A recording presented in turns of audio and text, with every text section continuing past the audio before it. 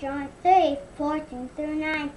And as Moses lifted up the serpent in the wilderness, even so must the Son of Man be lifted up, that whosoever believes in him should not perish but have everlasting life.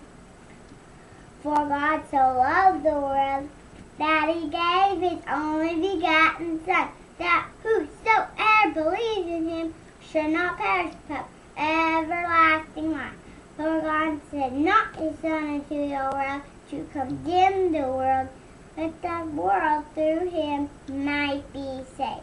He that believes on him is not condemned, but he that believes not is condemned already, because he has not believed in the name of the only begotten Son of God.